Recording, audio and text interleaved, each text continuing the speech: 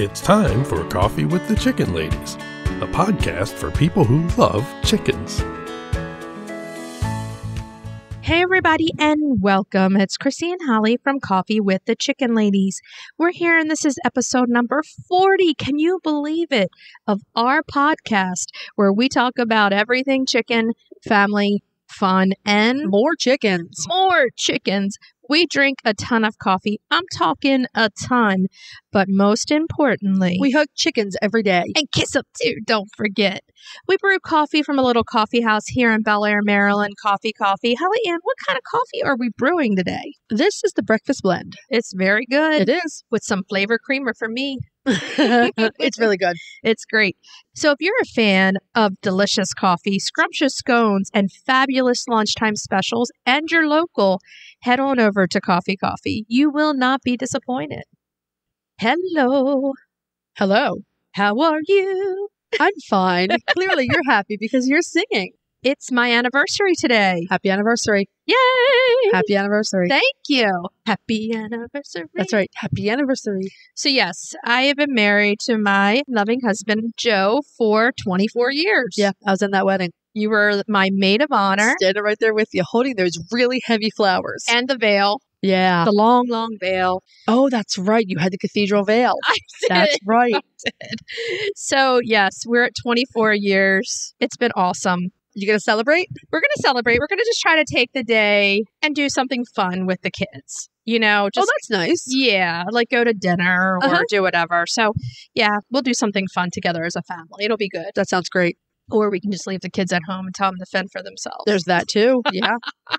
Yep. So, how have you been doing? How are your gardens and all your yard things coming along?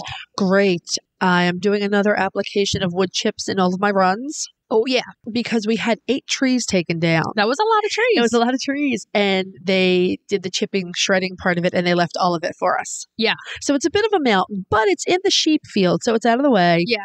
And I take a few wheelbarrow loads every now and again to help build up the substrate in the yards in preparation for fall rains and winter weather. So my neighbors had their trees taken down, and we took all of their wood chips. Thank you to them, because it was it was a godsend. Yep. Joe ended up using a pitchfork for the wood chips. Yeah, you can. And he said it made a world of difference. Like they went so much easier into the wheelbarrow. No, I would use a pitchfork too. That's what he's using. Yeah. So he was like, man, that was a game changer. It's like picking out a stall filled with straw and hay. Yeah. I've got pitchforks everywhere, including my 3-pronged pitchfork that you admire so much. Anyway, yeah, so we're doing that. I'm still making lists and ordering things to plant in the spring. It's so much fun. I love it. It is. We've been spending a lot of the cooler nights out by the fire pit, just kind of doing fires, having a few drinks out there. Sounds good. Nice and calm for the end of the summer before the craziness of the fall starts. Yeah.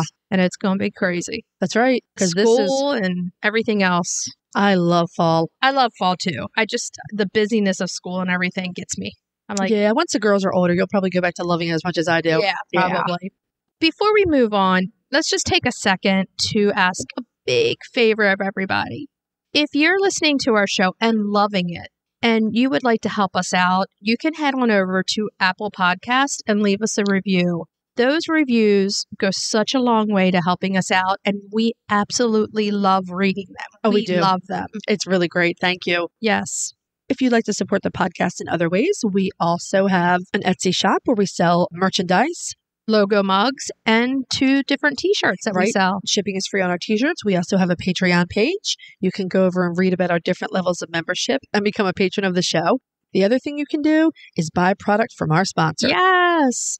We have some exciting news to share from our sponsor, Grubbly Farms. From now until the end of August, you can receive 25% off if you are a first-time buyer. We have a special discount code for our listeners, CWTCL25, for 25% off your first purchase. You can follow the link in our show notes. If you haven't heard, Grubbly Farms has a brand new Grubbly Layer Crumbles food. It's made with grubs and plants. Perfect for those picky chickens and ducks. Plus, they're the perfect size for bantams, and all products ship free. It's a great time to try Grubbly Farms if you haven't yet. Use the code CWTCL25. Try it today. Okay, so it's about that time that we're going to our Breed Spotlight. Yeah. Yeah. I wish you all could see her face right now. Okay. So, Holly Ann, why don't you tell everybody which chicken We're doing a spotlighting really cool breed this week. We're doing the Svart Hona. Yes. The name literally translates to black hen. Right. The roosters are black too.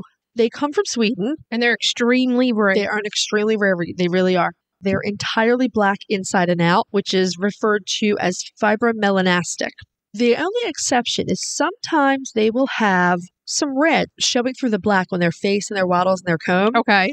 And this is actually referred to as mulberry coloring Okay. because the black over the red makes it look a little purple. Yeah.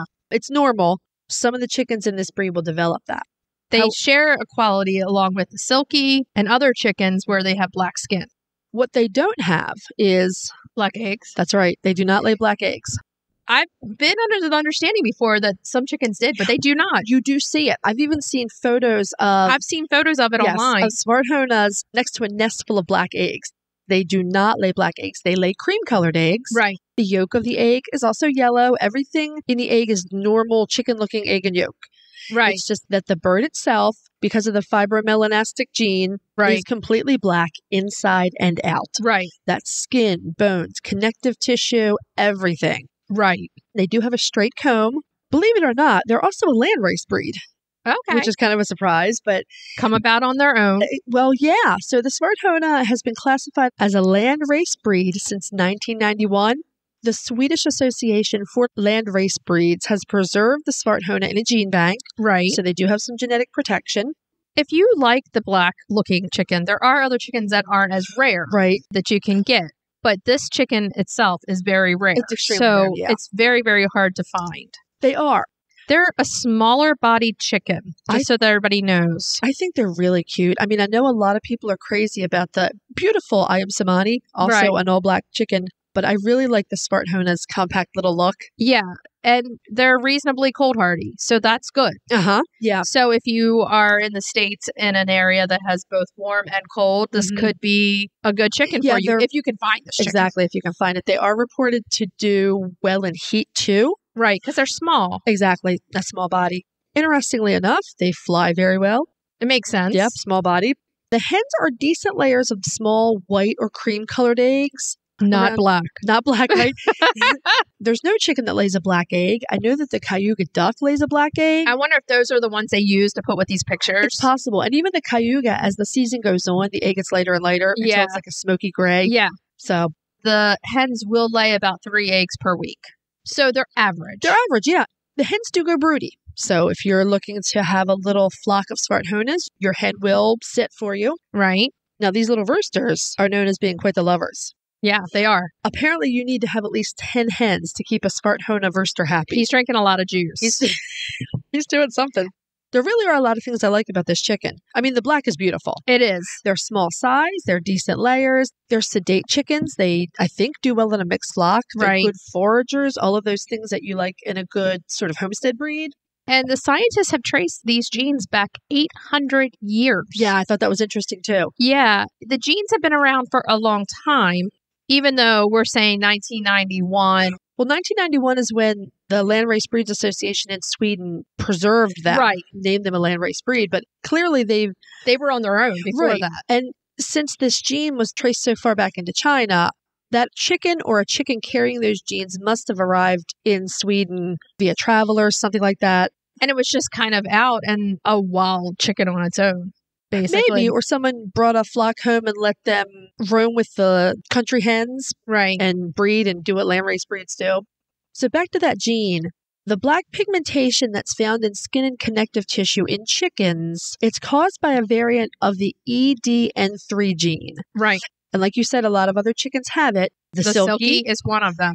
the I'm Samani, the Vietnamese black Hmong chicken, another beautiful chicken, Right. and of course the Svart Hona. And that's what gives them that black color of their skin. So if you have a silky, no matter what color those feathers are, they have black skin Yes, they do. because of this gene. I love silkies with those turquoise earlobes. Oh, yeah. It's They're so really pretty. cute. Yeah. This chicken is a good addition if you want a nice, solid, all black chicken. I'm kind of enamored with the smaller size, Yeah. sort of like the Egyptian Fayumis. They're very light bodied. They're not bantam size. Yeah. It's like leghorns, even. Mm-hmm. Lucy, my leghorn, does well in the cold and, She the does. heat. Her comb is the only thing you have to worry about. Exactly. And it's the same thing with them. They can have bigger combs and wattles also. So if you want to get yourself a flock of Svart Honas, where are you going to look? Oh, where are you going to look? You can order straight run chicks from Greenfire Farms. You can. And My Pet Chicken has hatching eggs. They're out of them now. Right. But they definitely had them in the past. They're still listed on the website. So I would say if you're interested in getting a smaller number from My Pet Chicken, keep checking in. Be ready to have a boy, though, with this breed. If you're going to hatch, absolutely. Because it looks like it's all straight run or hatching. You're going to potentially get a boy. So this is not a breed to get if you're not prepared to potentially have a boy. You're right. And it bears some thinking about because apparently they're lover boys. Yeah. So you need to make sure you have enough hens to keep them busy. They're small and mighty. Yeah. A lot of hens and some planning involved in that. You're right. It's interesting that Svart Hona, the literal translation, the black hen, the Swedish flower is the same way. That always throws people off. They're like, okay, the breed is called black hen, but what about the roosters? Roosters are black too. But the Swedish flower, the actual name of that breed is the Swedish flower hen. Oh, okay. So you don't have a Swedish flower rooster. You actually have a Swedish flower hen rooster. Okay. To be correct. I shorten it because I don't want to type all that. But yeah. That's a lot to say. Yeah. I thought it was interesting that the feminine is what it's attached to the breed name. Anyway, so there you go. The Svart Hona, another really cool chicken. It is really cool. That's for sure. Hey, Chris. Yeah. Do you like subscription boxes? Does that have anything to do with chickens? Of course. Then yes. Let me just take a minute to tell everybody about the Chicken Luv Box. If you love goodies for your chickens and you need to go to chickenlove.com. I love the Mega Box. There are tons of useful products for my flock and a chicken tea for me. You cannot go wrong with these chicken teas. They are so cute and so soft. In the August box, I absolutely love the copper chicken earrings and the bloodstop powder. They're very shiny. I love the coin purse. It's quilted and it's going to be a great tote for my lip gloss. Boxes start at $39 a month. They ship immediately after your order and shipping is always free. It's such a great deal. Don't wait. Get off the nest and click already. That's chickenlove.com. That's chickenluv.com. Get your subscription today. Okay, so we're about to move on to our main subject this week. And our main subject is a really interesting one. We thought we would dive into the chicken brain itself. Yeah, it's fascinating. It's pretty fascinating to know. And we've talked to Jeannie Keys, the trainer of chickens, on our show before. If you haven't listened, it's episode 9. Go back and re-listen to Jeannie. She talks about the chicken brain being like a computer chip. Right. So it has many compartments in this tiny little chip that can make them do many different things. Right. The brain is tiny. It's about the size of a walnut. I've seen it compared to like a couple of peanut sizes. I've also seen it compared to the eyeballs. Like the brain is the size of the eyeballs. Yeah. I thought the walnut was a prettier picture, honestly. So the brain's about the size of a walnut. It is an extremely precise brain. And it sits towards the back of the chicken's head. Which is good. So they're not like bumping it. Right. Further back in the cranium. It's a little bit more protected back there. Mm-hmm. Probably is some good engineering, actually. It's a good plan. So the chicken brain is a lot like the human brain. Mm-hmm. It's divided into 2 hemispheres. Right. And they work independently, which performing different tasks. Which is fascinating to me. So there was a neuroscientist named Leslie Rogers, and she pioneered this area of research on chicken brains. Which is really cool. Yeah. So unlike the human brain, chickens can use the 2 sides of their brains to carry out tasks at exactly the same time. Exactly. So what they say is basically if they see food, if they feel it with their right foot first, because they're going to scratch, then the right eye is going to see the food and it's going to work the left side of the brain to determine whether or not they should eat it. Gotcha. So it's kind of cool. Yeah, it's really interesting. So if she's using her right brain to look for food, her left brain is scanning for predators. The left-hand side of the brain is telling her whether or not she should eat it, and the right-hand side works according with the left eye. Which is scanning for predators. Right. Where this is really interesting is that she can go from seeing an image with both eyes, which is what we do. Right. It's called binocular vision. Right. And she can switch to monocular vision, where one eye is looking at one thing, the other eye is looking at something else, and they're divided. They're not overlapping images. It's fascinating. And her different sides of the brains, like you said, are processing different things. Yeah, this is the thing. Small and mighty. I call Ella this in soccer. She's small but mighty. Small and mighty. And the brain is small. That does not necessarily mean that it doesn't work well, that it's not high tech. We have enormous brains and most of it's gray matter that we don't even know how to use. Exactly. So they have a small computer chip brain that does a lot of things for them. The fact that they can work their eyes differently, we can't do that. Right. And that ties into episode 34 where we talk about the chicken eye. Right. Go listen to that one if you haven't because it's fascinating. And each eye works with its own side of the brain, as we said. Right. Just to break it down a little more, the left brain is responsible for details like finding food. Yep. And the right brain is taking care of fear and escape responses. That's the one that's scanning the horizon for predators. The chicken brain, this was really interesting to me. Oh, you found this one, This is an article I stumbled across. The chicken brain may be one of the things that helped save prehistoric chicken dinosaurs and other avian dinosaurs from extinction. It's really interesting. Yeah. So this is according to a study that was published this year. They found that avian dinosaurs who survived the mass extinction had an enlarged brain, especially the front of the brain. Okay. And scientists have determined that chickens and virtually all modern birds share this brain shape, which gives credence to their theory that avians are just a continuation of avian dinosaurs. Right. Exactly. And using fossils and DNA and other remains, they have determined that avian species that died out during the mass extinction of dinosaurs did not share that enlarged front of the brain. So that was kind of interesting to me. Another clue that, your chicken is a little dinosaur, that's for sure. That's right. That's right. So the other thing that we talk about with the brain is these animals are able and equipped to be trained. Yes. And that takes brain power. It does. So when we talked to Jeannie, she was training the chicken to peck at a black dot on a plate. Right. She was training them to hear their name and come when called. Yes. And these types of things take intelligence. Oh, they do. They take the use of the brain. So it's pretty clear that they have a good use of their brain. Almost every study or experiment that's been done has concluded that chickens have advanced cognitive abilities. Oh, yeah. In fact, most of them say that chickens express behavioral complexity and that they don't feel that there really is a gap in reasoning ability between mammals and birds, especially chickens. Right. Here's the thing. I have an African gray parrot. If everybody knows this, his name is Grayson. Right. And he's about 20 years old. So there was an African gray named Alex. They wrote a book about these Alex studies. Okay. And they did all these studies of the African gray parrot's brain. It showed the same exact thing, that this bird did not just mimic what you said to them. It was highly cognitive. Yeah. Highly cognitive. And when asked questions, could answer correctly. Yeah. Interesting. So they're kind of all on the same lines. They are. This is what I hate about people calling someone that isn't intelligent a bird brain. That doesn't make any sense. It makes no sense to me. Doesn't. Well, people say that someone who isn't smart is also a sheep. Right. Let me tell you something. Sheep are pretty darn smart, especially the heritage breeds. Honestly, chickens get a bad rap. They are highly intelligent. They know who you are. Here's the other thing. They can identify 100 to 150 different faces and people. Not only that, it can be months since they've seen a person or another chicken, or years since they've seen another chicken, and they will still recognize them. I can't even recognize that many people.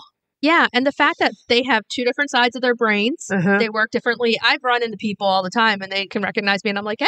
Hi! Oh, yeah! Good to see you. How you doing? Yeah. So they can definitely use their brains. They can. One of the other experiments that I thought was really interesting that proved this was the work of a pair of veterinary scientists, Christine Nickel and Stuart Pope. Okay. They were trying to demonstrate that hens show sensitivity to their chicks' skill level. Yes. In other words, I've read that one also. One of the things that proves chicken cognition is the teaching and learning relationship between birdie hens and chicks. So a hen is teaching her chicks to navigate the world. And this study, plenty of other studies as well, found that the hen will adjust her teaching to help chicks that just are not understanding something. Let's look at it this way. A baby comes out of a human, she nurses, right? Right. A chick is born. That chick is eating regular food. Right, exactly. That day. Right, it doesn't have that level of helplessness. No, and the hen is showing the chick how to do it. Right, that was the interesting thing. They said that the hen will adjust her teaching to help a chick that isn't understanding. They would use very dynamic vocalizations and body language. And pacing. Pacing, right. All of these things that changed in relation to whether or not her chick was understanding what she was trying to teach them. she was getting frustrated, just like moms do. When, I've told you this 6 times and you're not listening to me. Or they're just trying to change it up to get the chick's attention. Something. So the experiment used food that was palatable and unpalatable. Yeah, that was one of their experiments, right? And when the chicks started going to the unpalatable food, that's when the hen started going crazy. Yeah. Like, hey, that's not good for you. Right. Don't go over there. So it was a good test of... Yeah, that was a good example. There were some other ones too. Yeah. Just watching hen's reactions, her vocalizations, what she's doing to try to convince this chick, you don't want to do that. They used one that involved a puff of air. Yeah. Didn't hurt anyone, but it was very unpleasant. Yeah. And the hens taught the chicks that was dangerous. Right. There were a few other experiments. I mean, like we talked about a few weeks ago with communication in chickens, that doesn't just happen. The brain has to be able to navigate that. Yes. And the series of calls, the series of different things, it all works together. Yes. And, you know, one of the most interesting facts is that the eyes work separately with the different sides of the brain. I love that. It's amazing. Talk about multitasking. I wish I could do that. Right, me too. I mean, I could be doing twice as many things as I'm already doing. Exactly. We wanted to send a shout out to Jeannie Keys. She, again, was on episode number 9. We had a really fun, fantastic interview with her. If you don't believe that chickens are intelligent, talk to Jeannie and she will have you convinced in very little time. Her book is called How to Click with Your Chick, and it's on our Amazon storefront. Yes, it is. And you find it. This book is amazing. We both own it. We both love it. Yeah. And she took that dive in to training. She went from dogs to chickens. And in fact, in the interview, tells us the chicken is smarter than the dog. She did say it was easier to train a chicken than a dog. She also told us that she accidentally potty trained her hen, Sprinkles. Yeah. Who will come out of her crate and go outside and do her business and come back in just like a dog. Yeah. So it was really fascinating. And the brain is fascinating in itself. It is. They know a lot of stuff, a lot more than we know. A lot more than we know. That's for pretty sure. Amazing. So there you have it. Chicken brain. Yeah, they're smart, man. They're smart. Okay, so it's about that time that we're now going to move on to cracking the eggs. Cracking those eggs. It's another Chrissy recipe week. Man, I am getting it on with these recipes now. Okay, so you guys are getting another easy way to use your eggs. It's delicious too. In a fun way, because when you get a lot of eggs, you get tired of scrambled eggs like all the time. Right. You want something different. Yeah. And we were sitting around brainstorming and we're like, how do we eat our eggs? And I was like, fried rice. Yes. I do actually make fried rice with bean sprouts. And you don't even think about it. What makes the rice really good is the egg and the rice. The egg, yeah. So we put a twist on it. We did taco fried rice. It makes ridiculously good taco filling. It's delicious. You can just eat it. You could use it as taco filling. And again, because you know I like being original in who we are, make it original. Right. You do you with this taco fried rice. Yes. So the first thing you're going to do is cook 4 cups of white rice. Okay. Then your eggs, you're going to lightly scramble your eggs. You can either pre-cook your eggs in your hot pan and set them aside to add back in, or you can add them at the end. Yeah. We both kind of do it different ways. I actually add them at the end if I'm in a hurry and feeling lazy. If I'm trying to be precise, I do them first because it's easier to get them in the long strips. Yeah. That you get, you know, anytime I've ever done it, though, rice. I've kind of parted the rice. Like the parting of the Red Sea. And then cracked the egg in and then scrambled it right there and then mixed it in. That works. Yeah, either way. You can do it however you want. Yeah. So you need 2 eggs or more if you like more eggs in there. Yeah. 4 cups of cooked rice. Ground meat or veggie crumbles if you'd like that in there. I do the veggie crumbles. And I do ground turkey. Perfect. Chopped onion, red pepper, and corn. And we use all 3 of those and love them. Yes. And then your taco seasoning. Yeah. And you can get that many different ways. You can make it yourself. Yep. You can buy a pouch of this taco seasoning. Right. Or you can I buy like a big thing of just seasoning that's taco seasoning. Yep. And then you kind of measure it in. I want to say I use an Aldi taco seasoning. I've used that too. It's really good. It's really good. And, you know, you can even throw other stuff that's Southwest in there. You can put avocado on top of this. I do put really avocado on top of it. It's delicious. I throw beans in there sometimes. You don't have to, beans, but I like it. Pinto beans, any kind of beans, if you want to do that too. And it's great. It is. Start with cooking your onions and peppers over low heat until they start to caramelize a bit. That gives you a lot of flavor. And then once they're ready, you can turn your heat up a little bit and you're going to add all the other ingredients. And just add it all in. And the taco seasoning. Stir it all together. If you have a big family, you can add more eggs, 2 to 4 eggs in your rice. Absolutely. And you're eating your eggs. you're eating them with dinner. It's a nice protein source. You don't even need meat with this, really. You don't. You could also add greens to it. You could do a wilted spinach. Yeah. With a taco shell, without a taco shell. It's good in hard taco shells. It's good in soft taco shells. Yeah. You can wrap it up like a burrito, put it on top of a tostada. You can just eat it the way it is. Do it on top of nachos. You could. That would be really good. Or on top of a salad. On top of greens. Yeah. Just greens. Perfect. Yep. We're always looking for ways to use those eggs. This is one that you don't even sometimes think about. Right. Use them. Just do it. They're good. I'd like this with a big glass of rosé, please. Oh, yeah. That's for sure. Okay. So let's move on to retail therapy. Retail therapy. Yeah.